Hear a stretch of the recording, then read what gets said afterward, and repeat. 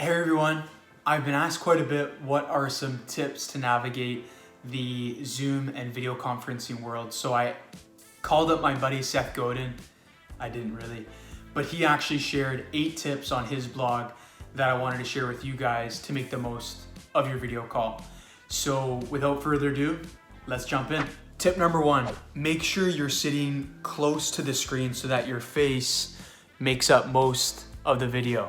Tip number 2, make sure that you use an external microphone. I prefer to use Apple AirPods, and that way you appear a lot more audible and the reception's a lot better for the person on the other end. Number 3, the less background noise, the better. If you can notice in this conversation, you shouldn't be hearing much raccoons in the garage or people yelling upstairs. You want to be in a place that's as quiet as possible. Number 4, don't eat or snack during the meeting. Coffee's fine if you want, but make sure that that wrapper or anything else isn't getting in the way of other people. Number 5, take time to spend looking at the camera rather than the video.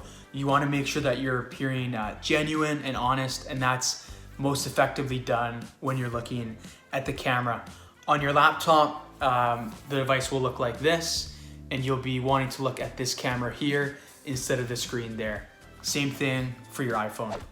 6, make sure the background is clean and simple. I could have added maybe a picture or a whiteboard, but I prefer a clean backdrop like this so that people can focus on the conversation that I'm saying rather than a vacation picture from 2016. 7, talk slow. Enjoy the process, be at ease, and know that no one's gonna steal the spotlight.